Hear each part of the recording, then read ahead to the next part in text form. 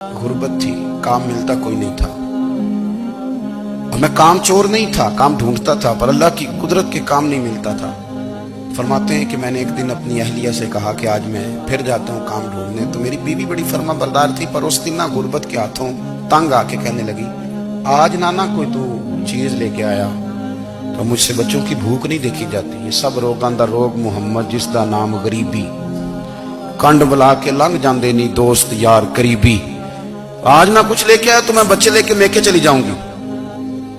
शेख फरमाते हैं कि मैं बड़ा परेशान घर से निकला, पर मैंने सुबह से लेके जोर तक काम ढूंढा, काम मिला कोई नहीं। तो मेरे दिल में ख्याल आया, चलो काम नहीं मिलता तो अल्लाह अल्लाह तो करे ना, चलो बंदों की मजदूरी नहीं मिलती तो रब करीम की इबादत ही करते हैं। फरमाते हैं कि मैंने ना फुरात के पानी से वुजू किया, नहर के।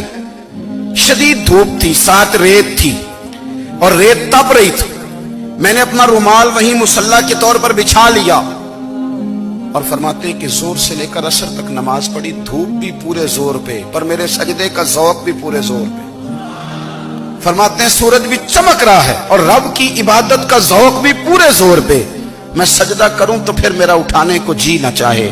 मेरे उस्ताद लिखा करते थे, ये उनका शेर है, वो कहा करते थे, मुझे सोज दे, मुझे साज दे और मुझे नीम शब का नियाज दे। दमे सजदा खुद को मैं तोड़ दूं, मुझे ऐसा ज़ौक़ नमाज दे। और मैं तेरी बहार का फूल हूं, मैं खिला भी हूं तो तेरे लिए, मुझे मेरी शाख से तोड़ ले, मुझे अपनी जुल्फ का नाज दे।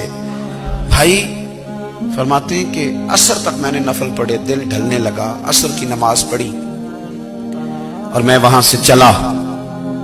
अब मैं जब निकलने लगा तो दिल में ख्याल आया कि छोटी छोटी दीवारें हैं घर की, बगैर कुछ लिए जाऊंगा तो बीवी दूर से देखेगी तो शोर करेगी कि फिर खाली हाथ आ गया है। कहते मैंने अपने उसी रुमाल में जिसमें मैंने नमाज पढ़ी थी ना, रुमाल में की आखिर पंजाबी जिसाफा कहते हैं, उसी में ना मैंने कुछ रेत भर ली कि वो दूर से देखेगी तो समझेगी कुछ लेके आया है। चलो जाके उसे बता दूंगा कि आज फिर मजदूरी नहीं मिली। कहते हैं वो रेत लेकर जब मैं घर में गया तो पहले बीवी दरवाजे पे खड़ी होती थी, पूछती थी खाली हाथ आ गए हो? आज मैंने देखा तो है ही कोई नहीं।